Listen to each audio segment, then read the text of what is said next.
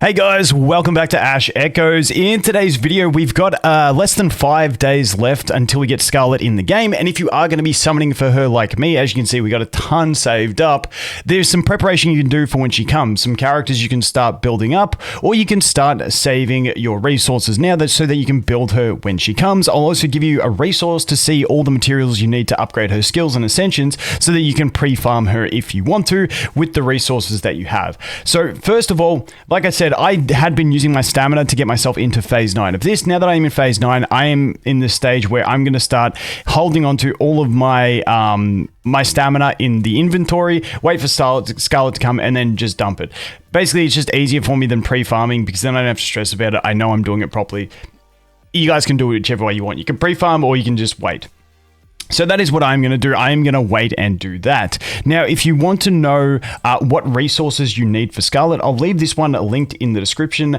This is the Billy database. Just note you will have to translate it to English using the translator. If it's not up in the top corner, you can just right click and translate to do it. But if you scroll down, you can see that we've got the upgrade materials. This is to get her S4, S5, etc. So you can see what materials you need to get her up there. And then we have her skill upgrade materials required. And then you can go ahead and pick those up as well. So skill 1, and then we can hit skill 2, expand that, and you can see all the materials. So if you are someone who does like pre-farming for a character and you have a bunch of stamina and this is what you really want to focus on, you can definitely jump over here and check the materials. Like I said, for myself, I'm going to work on building up some other characters with my just AFK stamina that I get, and then I'm just saving all my additional stamina boxes for when she comes, and then I'll just do it that way. But that is a way you can do it if you want to. So let's bounce back over here and take a look at some other things that we can build up. So if you come over here into Echomancers, as you can see, Shiratori Azusa, I think I said her name right. You can see that I have already built her up. She is S4, 6 and 6 on her skills.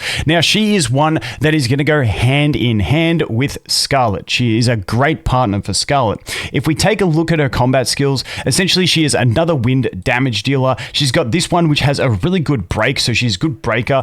We got a buff, like a self buff that she does, and when she casts this active, it's also going to cast the buff, so she's always going to have it when she uses her active, and then she's got a big nuke for her ultimate. Nothing too overly complex. However, the one thing that she does have, which is going to be super useful for Scarlet users, depending on what traces you have, is going to be if we go into her leader skill. So for the leader skills, obviously, when you take this character in as your leader, you get this skill. You don't actually have to have the trace to get this skill itself. And so there is an SSR trace that I will show you in a sec that gives you this ability. Dealing wind damage will additionally apply wind weakness for 20 seconds, reducing the target's wind res by 30%. This is a really, really strong effect and really, really powerful for her to have. She's also got this one, but that's not the most important one. It is this one. This is just really strong extra wind damage that you can deal with the team, and you can get it from a trace, and if you do have the trace, then you want to be making Scarlet your leader. But if you don't have that trace, this is a great effect, and you can make her your leader and get that additional effect, which is fantastic. So not only is she a good wind damage dealer that synergizes really well, and she's a good breaker, but she has this really good leader skill that if you don't have the trace, I'll jump over because it just happens to be a trace that I got off banner when pulling on the first banner's one, and that is going to be the Blood Riviera, whatever this one's called. So as you can see here, dealing wind damage will additionally apply wind weakness for 20 seconds, reducing the target's wind res by 30%. This effect does not stack. So you can get that really nice effect. So she does have a decent leader skill that can go ahead and tie into it. Now, it will also depend on a few other things, because if we go over here and take a look at Scarlet as well, she also has some decent leader skills. So I'll just jump over to Pride Wind quickly, and my head's just covering it. So after using a seed skill, all allied Echomancers deal up to 75% additional wind damage for 60 seconds. Does not stack with the effects of the same one. So we've got one that applies wind resistance, and then one that increases wind damage, which is really nice. So as you can tell, like having those two things, it would be really fantastic. But once again, if you need the wind res shred and you want to use her as the if we go back over here, and you want to get this ability and you don't have the trace, you have your other options with the Azusa. So Azusa, dude, I suck at names, but those are some options that you have. So she is definitely another character that you can go ahead and pre-build. Basically, as soon as I saw that we were getting Scarlet, that is the next character that I went ahead and built. Now, other units you can build. Obviously, Laurel is going to be a great tank in any team. So for me, my default team is going to look something like Laurel and Freda with Azusa and also Scarlet. That is going to be my base level team. It's just a really solid team. If you have Freda, you're probably going to be using her. Freda's amazing. If you didn't get her, by now you should have done the achievements. If we go to the event center, to get her from the Nexus dailies from the seven day thing. So that's where you could have got her. So I actually got my Azusa from this because I'd already pulled a Freda so that I could go ahead and build her up. So if you haven't claimed this yet and you already have the Freda and you're looking at building Scarlet, then I do think she is a great one to go ahead and pick up. Go ahead and grab her so that you can start building her up. Now we do have other options for the teams. If we go back over here, Begonia is another one that I am going to start building up. Now I'm not rushing Begonia because, like I said, I do have the other team that I can focus on at the moment. But essentially, if we go over here, okay, I looked in the wrong spot. It's a passive tied into her basic attack over here.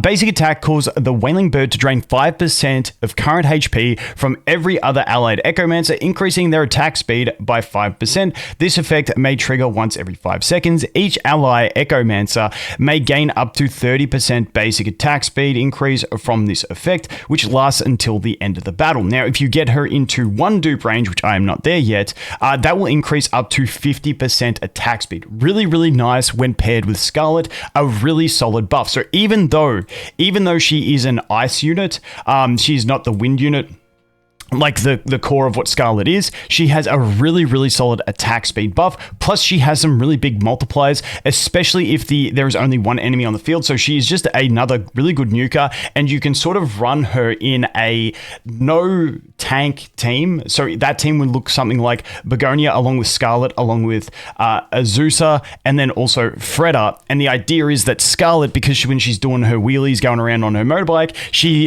gets the damage mitigation. So we have a few characters in here that have decent damage mitigation, which allows you to have, like, in certain situations, no tank on your team per se. Plus, they are all, because we have the strikers as well over here with Azusa. Now, we do, with strikers, the unique thing about them and also the Begonia, they do gain access to a lot more defensive type trace talents. So you can get some more defensive options in there to help them survive as well. So it's a bit of a balanced play, but just note it is something you can do. So for me personally, I'm still working on upgrading these guys. I did just get into the phase where now I can upgrade my characters to S6. So for now, I'm going to upgrade my Laurel. I'm going to upgrade my Freda to S6, probably upgrade their skills as well, along with Azusa. I may even do my Chen and Luke. I'm not too sure on what I'm going to do. I'm still not struggling on anything in the game, so I'm kind of just thinking forward for the next few days. So I'm probably going to work on these 3 next to upgrade them to S5 and upgrade their skills a bit further. And then once we do get Scarlet into the game, that is when I'm going to go ham, dump all of my resources into Scarlet, trying to get her built up. And then I'm ready to go with the win team as soon as it drops. Once again, then later on, Begonia will be one that I kind of look to. I do also want to use Begonia in ice teams as well. She's just a cool all-around character. So she does have some nice buffing techniques. But those are just some things you can look at building up in the meantime if you are waiting. Now, if you're looking for some other suggestions, if we go over into the guides over on Pridewin, I'll jump over here. You can find a bunch of good information on Pridewin. I'm not going to try and go too deep into things for you guys now because I don't think building up traces right now is where my priority is. I've got the one main one. I can make do with the rest and then build them up slowly over time. But if you go to the team section over here in Pridewin, you can see win team. This is the pre-Begonia win team. You can see Felicia is another option that you can use for the buffing type aspect along with Begonia. I just think Begonia is cool. So she got like a pet bird. That's just wicked to me. I like anything with pets. But you can come down here and you can look at some traces that you might want to use in tandem with the win team if you want some options to go ahead and build up. If you want to look at exactly what those traces do, you can look if you've got them in the game, just filter by mastery, vitality, attack, so on and so forth. Easiest way to go ahead and find them. Or you can go over to the memory traces on the left-hand side here over in Pridewin, and then it'll give you a list and you can go and check out what you've got and what you might want to build up. But like I said, for me at the moment, I am just focusing over in on building these 3 characters up for the team, saving my stamina potions, or my stamina reserves for the Scarlet to actually drop, and then I'll build her up. and then away I go. So if you want to start prepping, those are some suggestions. Let me know what you're doing. Are you going to pull for Scarlet, or are you going to save? I just think she's cool. And like I said, I think her teams are pretty solid. I like the whole playstyle of the Wind team, so I'm definitely looking forward to it. But that is my thoughts so far. As always, guys, thanks for watching. Hope you have an awesome day, and I look forward to seeing you in the next one. Cheers.